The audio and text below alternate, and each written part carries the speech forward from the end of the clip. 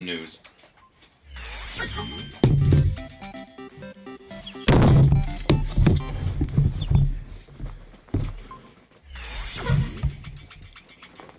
Ignore the fact that I just need my desk and made a loud sound. Hey everybody, Dan on Paper. Thank you for tuning in to the first actual news episode, in theory, of the live feed. Whether you chime in live or jump on the YouTubes, I appreciate it. Let's do what this show's designed to do, not waste your time. We have some news. I need to get... Is Hellboy 3 happening? Maybe not. But we do have news, news, confirmed news, whatever, from The Guardian that a Hellboy reboot is in the works with Stranger Things star David Harbour. David Harbour did play the sheriff on the Stranger Things Netflix series, so I don't know. It's not Ron Perlman, but could be interesting to see. I'm going to set my controller down, sorry. See another person taking on the role, and they have said that this is going to be an R-rated Hellboy, so I'm very intrigued to what, not to what that means, but, it sounds awesome. We've been wanting Hellboy 3 forever. Pacific Rim 2, which isn't even out yet, was allegedly the thing that was holding Hellboy 3 at bay, but now we know that it's not going to happen, so whatever. In other news, is Call of Duty taking a hint from Battlefield and going back? It is. It's going to be a World War II shooter, much like the original ones. No more of this future space crap. So, Battlefield 1 came out this year and did pretty well. It's still Battlefield, still EA, still a little buggy, but it actually came out and wasn't terrible.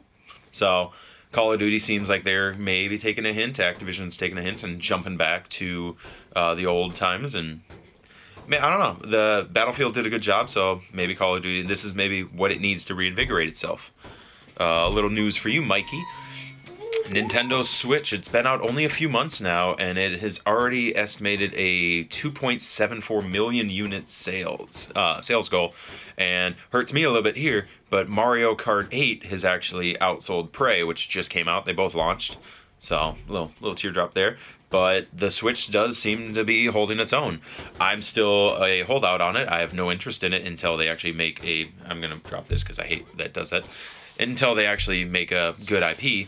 I don't need more Zeldas. I don't need more Marios. I only ended up getting a Wii U when Zombie U came out. And then I got rid of it when it got released for the PS4. So didn't need it anymore. But... could be some interesting stuff in the works. I'm still wanting to see some of these new IPs rather than just the rehashed franchises. And real quick, in other news this month, we have 2 games dropping this month of May that we'll definitely do a little talk about. There's a game coming out called The Surge. Just heard about this one yesterday. It's more or less described as like a Demon Souls, Dark Souls, but with robots, future stuff. So has that kind of hard learning curve, kind of patience is definitely the virtue in it. Fans of Demon Souls and Dark Souls, it's not made by the same studio. I feel bad that I don't know their name offhand, but it does drop this month, kind of slipped under my radar, and might be something worth a check out. But in the VR world, something I'm actually looking forward to, Sony is dropping Farpoint next week, the 18th. Farpoint is touted to be a really, really good first-person shooter made specifically for the VR. I have a PSVR. I want more games for it.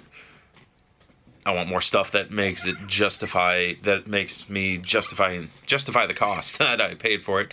So Farpoint could be one. I've heard some good things, some early things, whispers, and it's one I'll definitely check out.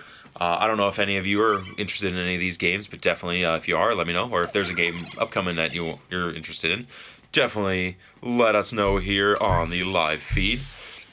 But yeah, we got some cool stuff. New Hellboy in the works. Call of Duty's going back to old schoolness. And Nintendo Switch is alive and kicking.